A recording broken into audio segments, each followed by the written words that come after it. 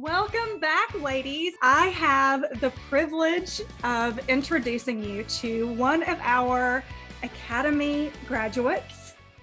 And she is a client that I was able to work with personally in the Academy. So I am thrilled to be able to introduce you to her and to her story. I'm not going to share very much because I want her to tell you all about her story and where she is and what she's doing now. So I would like to introduce to you our Academy client, Ellon Chase, Mrs. Idaho American.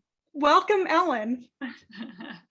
Thank you. Thank you so much for having me today. Absolutely. It is our privilege. And I am so excited to see you face to face, even on Zoom. It's just so fun to hear your voice again, to see you and to reconnect with you after your pageant journey. Let's go back to the very beginning, where you'd like to start your pageant journey with us, and then just start from the beginning and tell us kind of where you were before we met.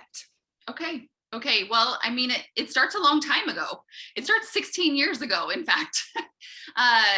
I was introduced to the Mrs. Idaho system 16 years ago, and it was kind of on a whim. I had two young children at the time, and was looking for things to get me outside of the home and things to, you kind of get stuck. You want to speak to other adults and so I was looking for some things like that, and I kind of stumbled across it, and I said, a married woman pageant, like is this a thing? And of course, as a young teenager, I had gone to some pageants in my community and really just was dazzled, really loved those things.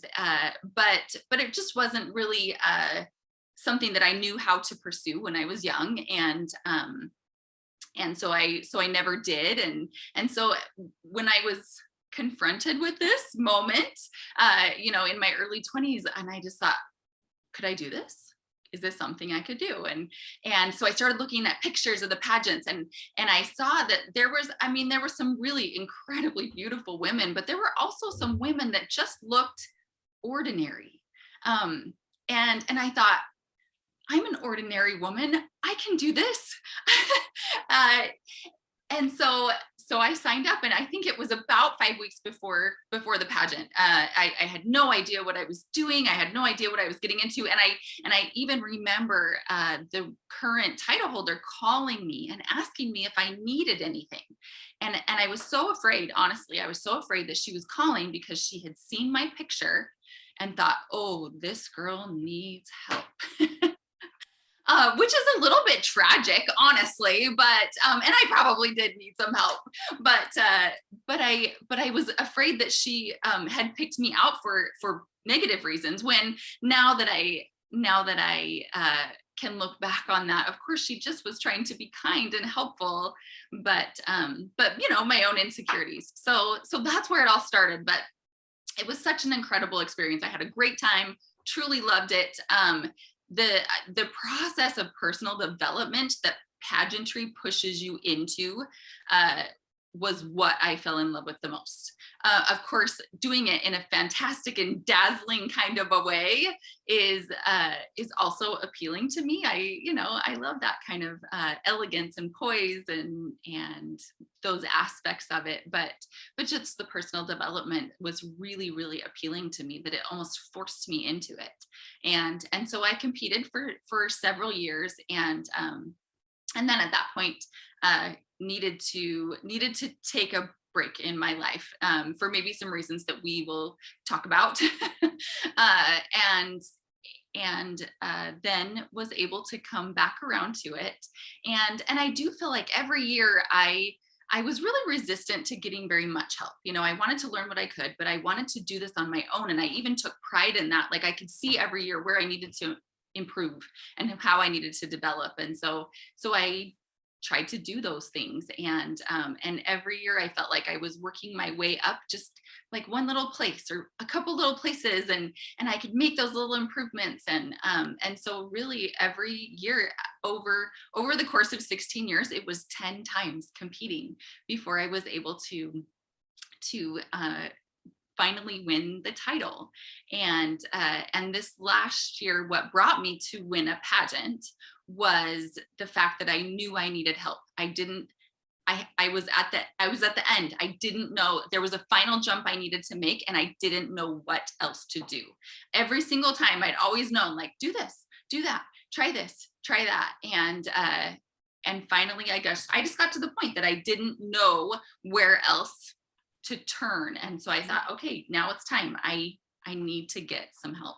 So that's how I came to win a pageant. Thank you for sharing so much of your story, just right off the bat. There were so many takeaways just from that I took away. And of course, I know your story, but sharing it with others, I love that you were honest in that we all have to start somewhere. And it was 16 years ago for you that we all have to start somewhere. We just have to jump in. When you have these dreams and goals, you just got to jump in. And that's what you did 16 years ago. And that queen that reached out, you're right, it probably was in kindness. And I love hearing about the journey, the bits and pieces of the journey that I may not have heard about. So you said that you entered 10 times before you heard your name called. So that was really your personal journey, the 16 years. But how did you find us here in the Academy? Right. Let me tell you, it just started, I enjoy pageant content. I enjoy pageantry. And so it really just was a matter of time before I was going to stumble onto something that Alicia Darby was doing, and so I think it started out as some podcasts that were actually from several years ago. I started listening, and I just really, really enjoyed her content. And so I started listening more, and I started searching around for what she was doing, and there were some free things online and on her website, and I ordered her book, and just gleaning whatever knowledge I could out of what she was offering, and just really enjoyed it. And I would say that there were two things particularly that drew me to her. And one was just the positivity. By the time I've been in pageantry for 16 years, like, I know every coach that's in my neighborhood or in the greater state of Idaho. Like, I know what's out there, and the positive outlook on personal development, I guess, that she brought to it was very appealing to me. Sometimes we get very critical in pageantry and in pageant coaching.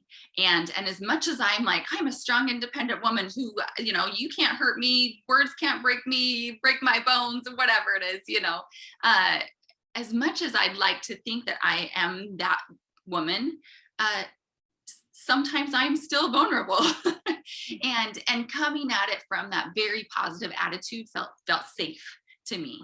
Like, somebody's going to be kind to me in all of this, and not just tear me down or criticize what I've been doing for a great deal of my adult life at this point.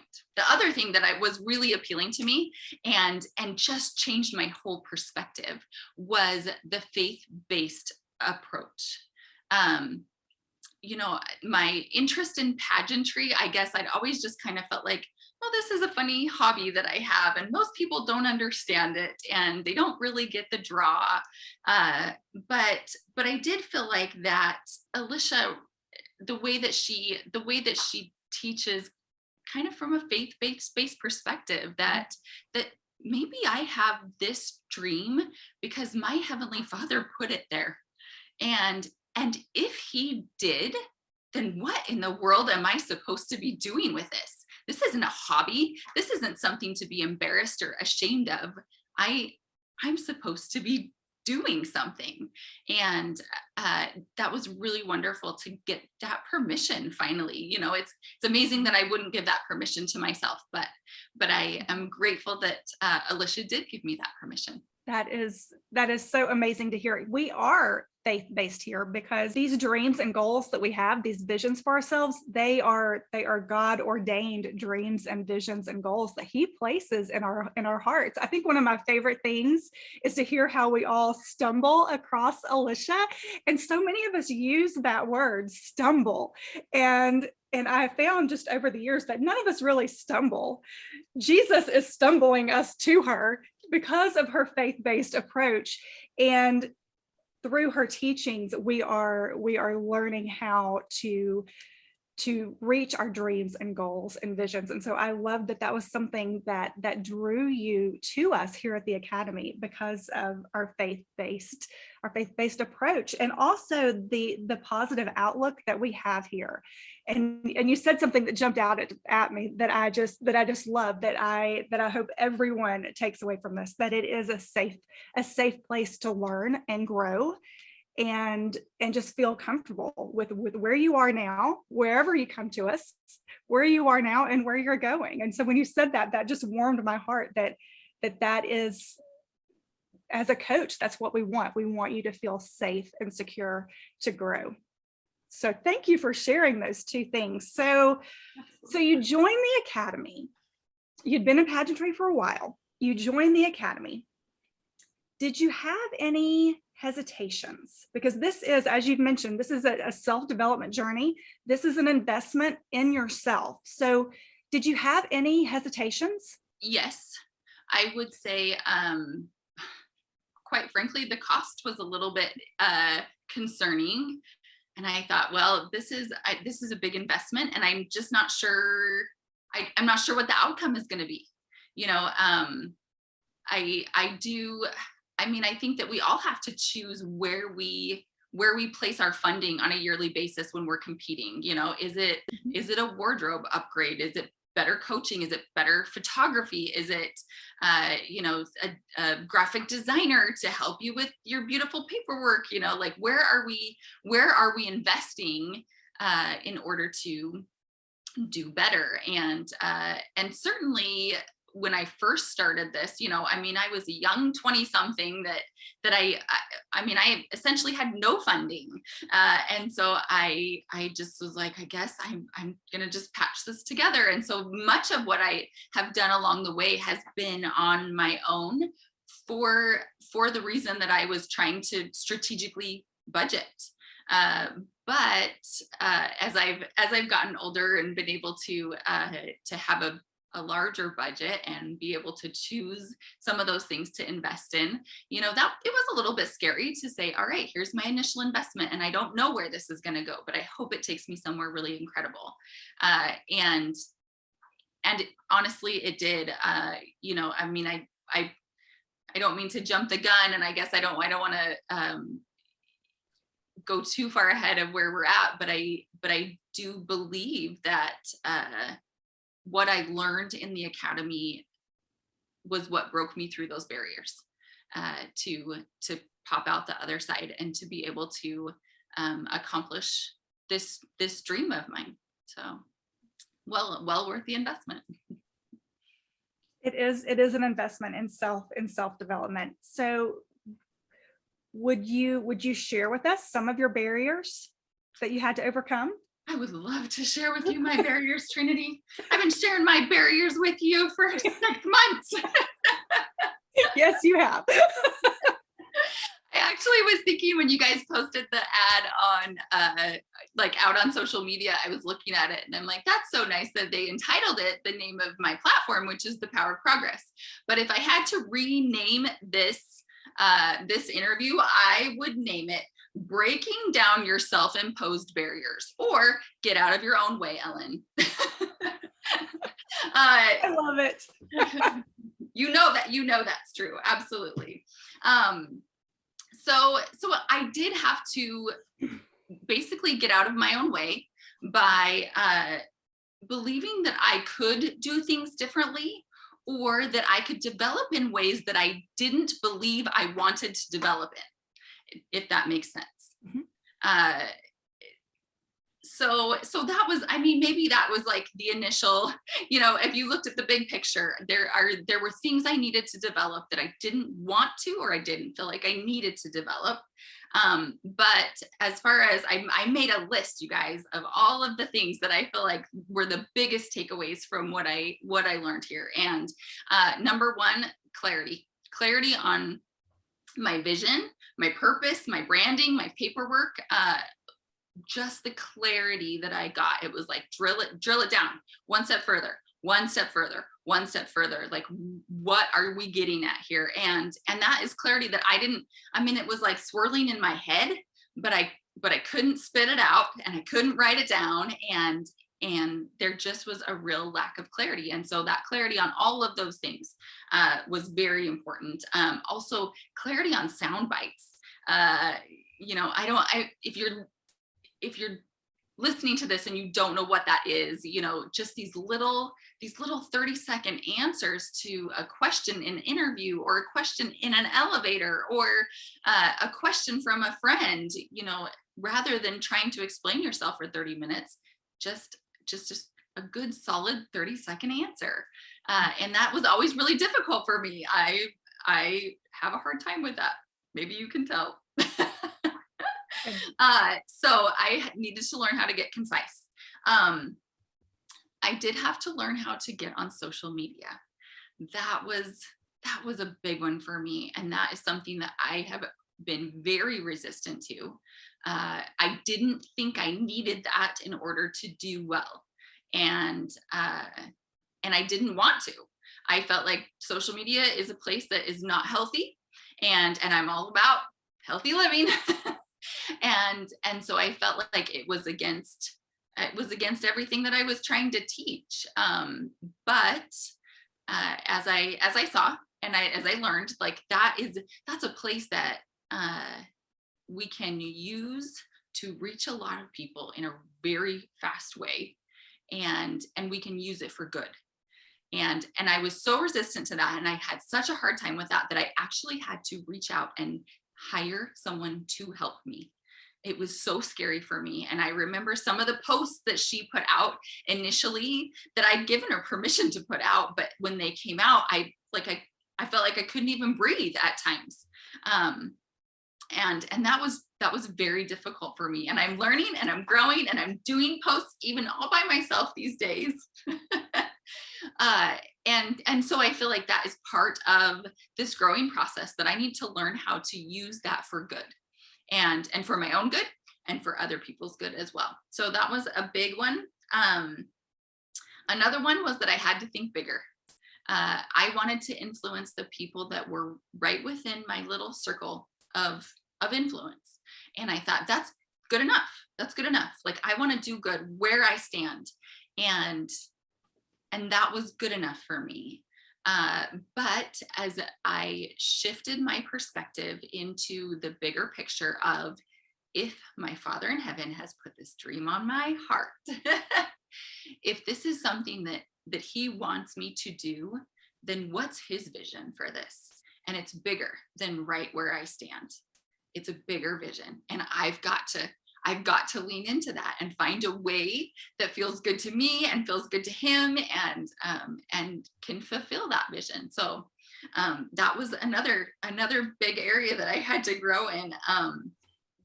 And then the last one was just that I had to get vulnerable. And Trinity knows this better than anyone. That it's really hard for me. I feel like I'm out of control sometimes when I share things openly, or just the fact that I need to ask for help when I don't understand how to do something. If I can't bring myself to post on social media, I've got to bring a friend in and get her to post it for me. Sometimes those things make me feel really scared and vulnerable. And that was something that I had to learn how to overcome. And I had to learn that in that place of vulnerability is where we connect, and that this mission of mine is about connection and not perfection.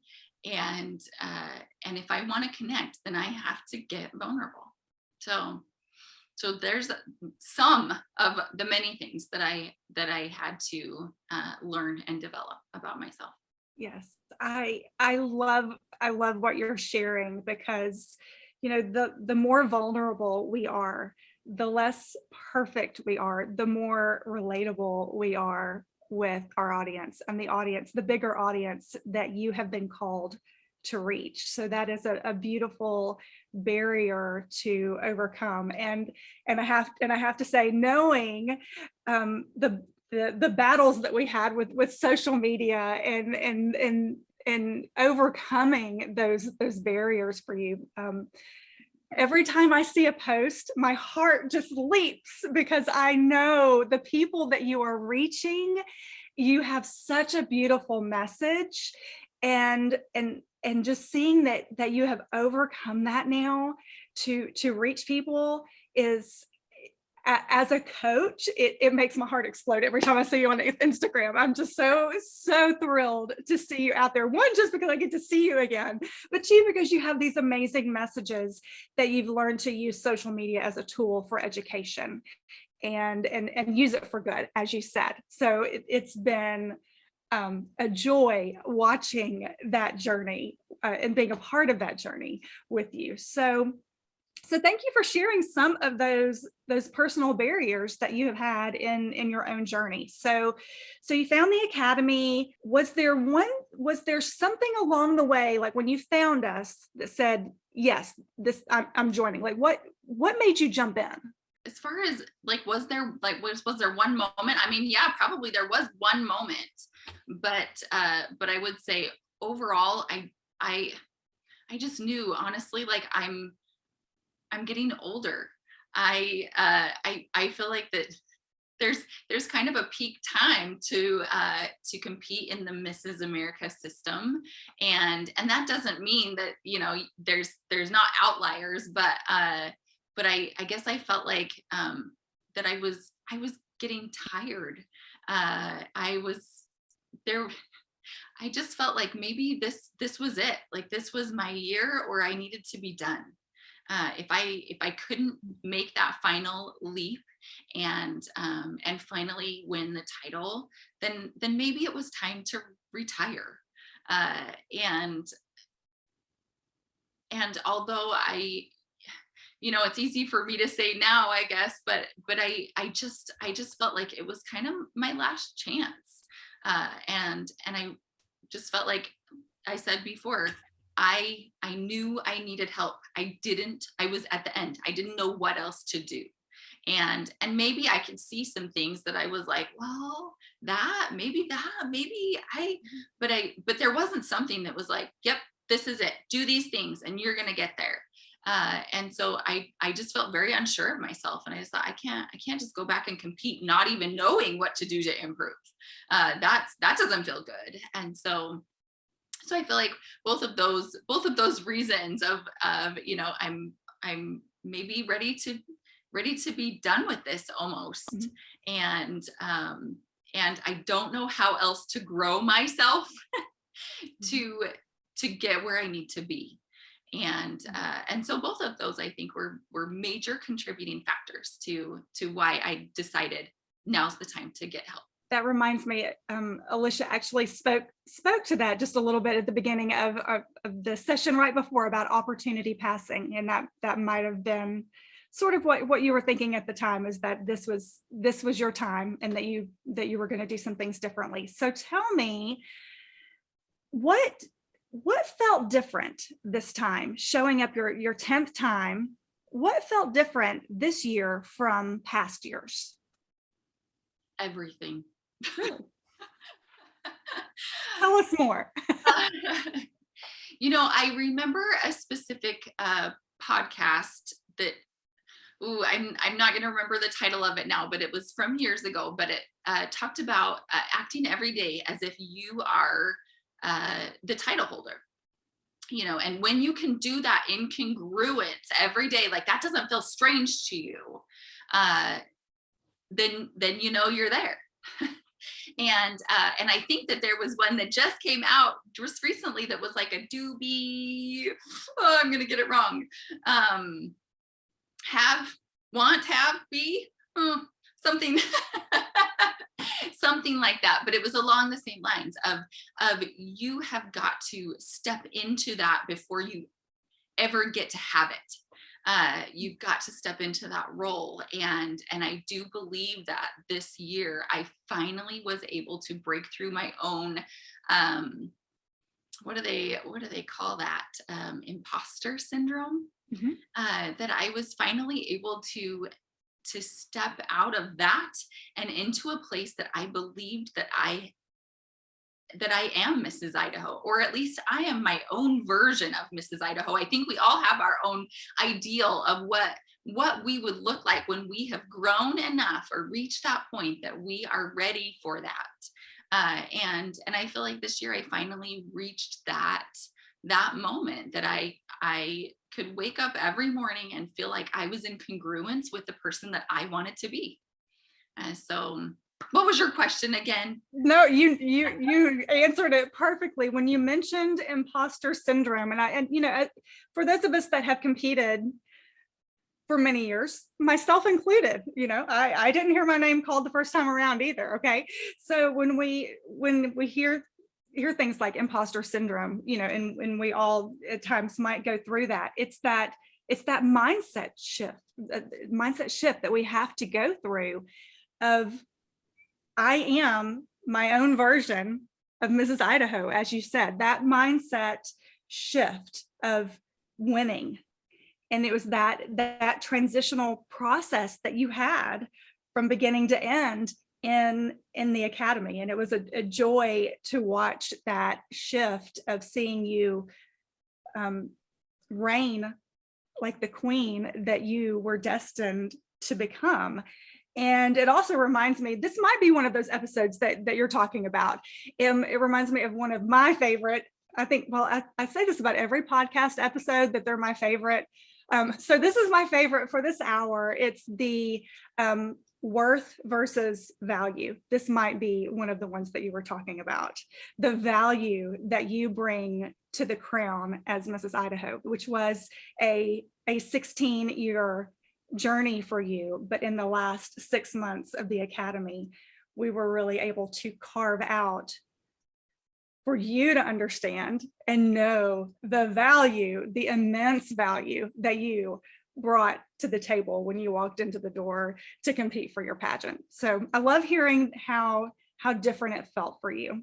As a coach and part of the academy, that's what it's all about for us, to know that you felt different when you walked in the door and had that queen mindset, the queen that you are. Well, and that's, I think really 9 years of competing, I was still, 20 some odd years old in my mind, thinking I'm the girl that, I don't know anything, or why am I here? Or I'm just ordinary.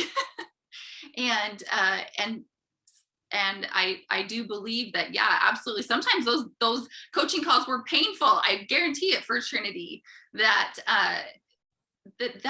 was a difficult process to make that mind shift. But that I really do believe that's the difference. That's the difference. But getting yourself through that is something that is coach worthy. You need help to get through that sometimes. Mm-hmm. And a good coach can help you. Yes. So we know that one of your achievements is that sash that you're wearing, the Mrs. Idaho American sash. You can't even see it, really. Okay. Stand up and show us. Yes. So tell us, are there other achievements that come to mind throughout your 6 months? Are there other achievements that you felt were personal wins for yourself throughout the 6 months? Yes. We talked about that bigger vision, kind of coming to grips with that. I felt like I said, I felt like I was having an impact where I stood. I wanted to have an impact with people that I was seeing and interacting with on a daily basis.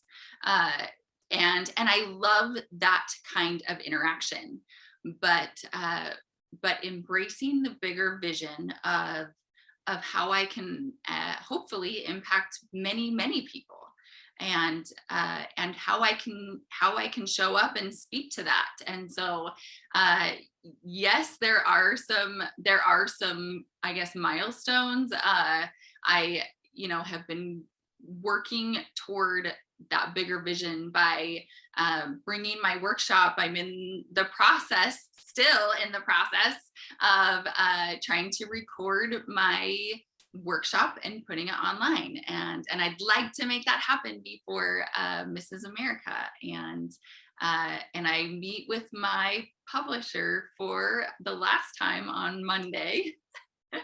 And I think we're going live with my book. Yay!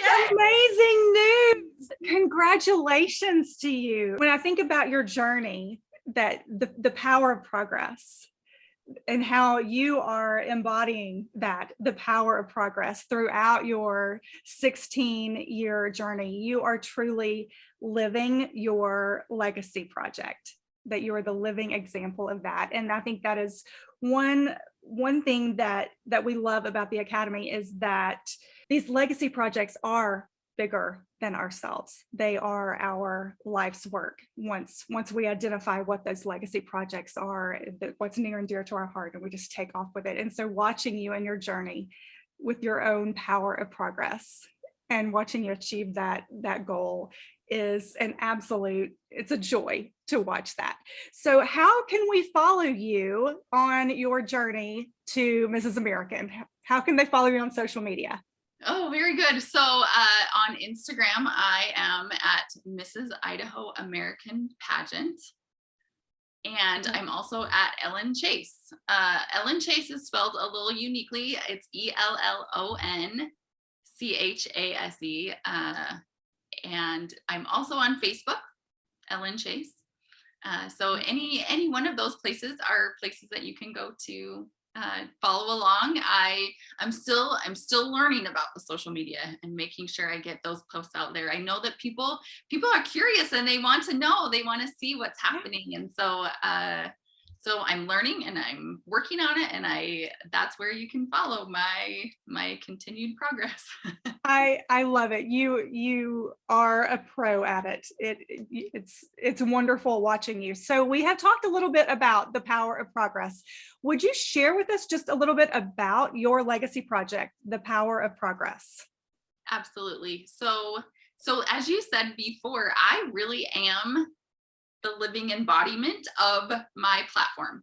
And that is something that I really appreciate about the legacy project, that this is something like, it's not just like I picked up a side cause, charity, and was like, well, this is what I'm going to get behind right now.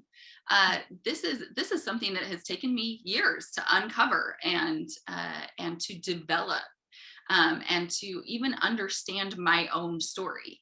But if you don't mind me sharing, okay, I lost my mom to suicide at honestly a pretty low point in my own life, and I made a decision at that point that I was going to learn how to get truly healthy, and I wanted to teach other people how to do it too. And so I made healthy changes for myself. And somewhere in all of that, I began to understand that the improvements that we make in ourselves in healthy ways are the things that gives us feelings of well-being and feelings of hope when we're making that progress. And so that is the power of progress, that we get those feelings of well-being. And because of my experience with my mom, I understand this isn't just a nice work. This is vital work, that we have to create these feelings of well-being in ourselves in healthy ways, in order to be okay. It's vital. It really is. And so that is what my understanding was. And now I've had to learn how to communicate that to other people so that they understand how important that is. And then just teach them, like all of the areas of our health are connected, that it's not just my physical health.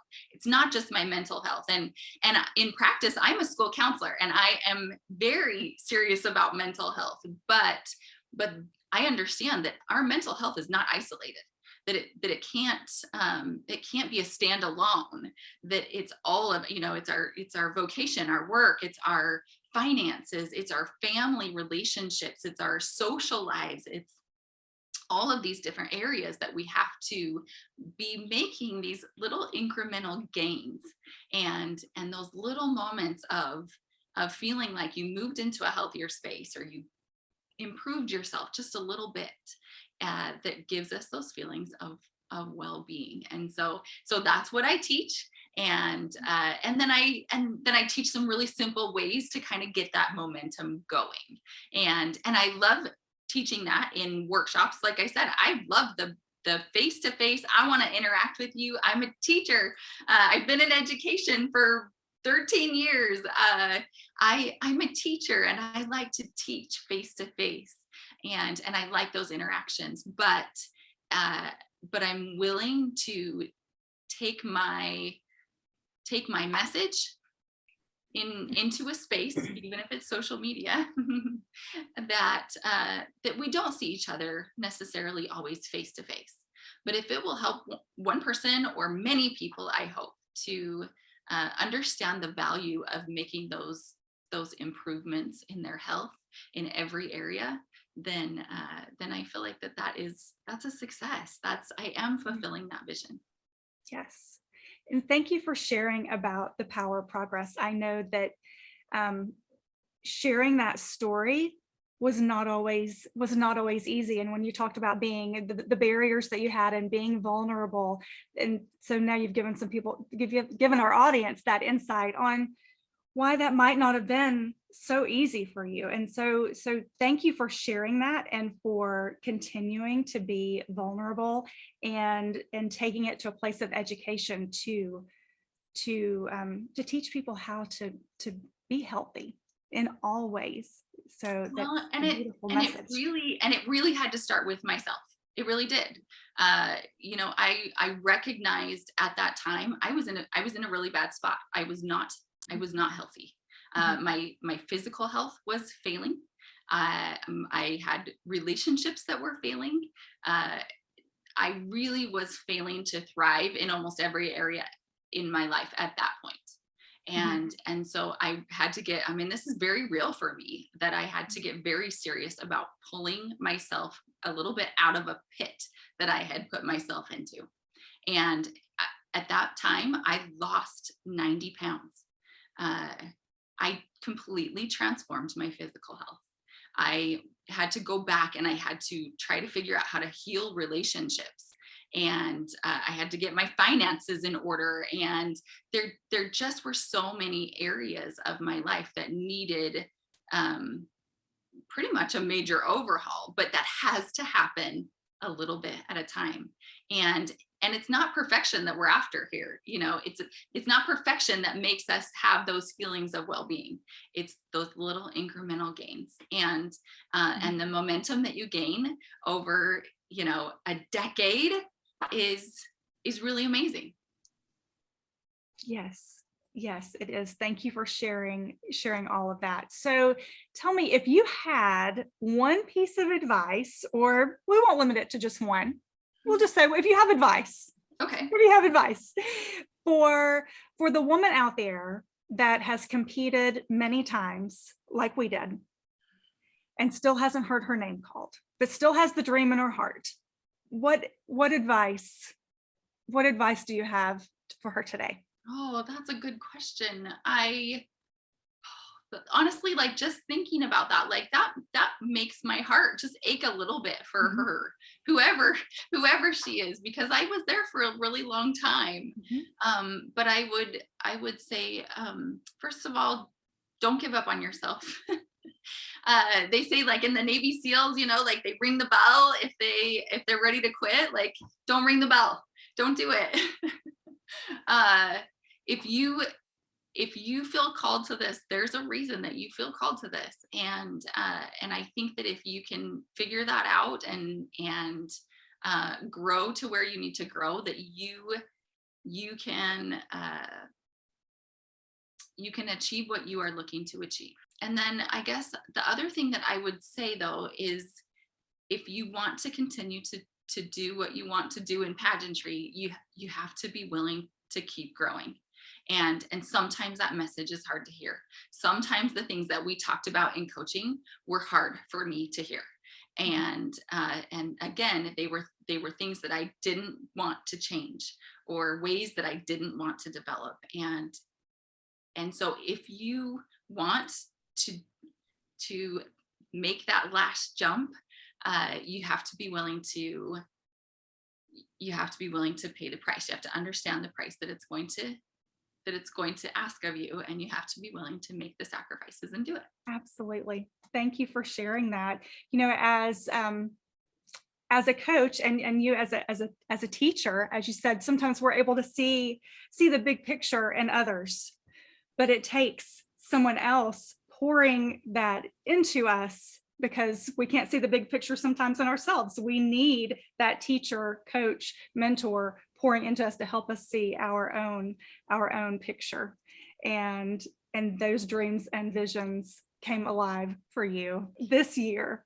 We are so proud and cannot wait to continue watching your journey and all that you continue to do with the Power of Progress.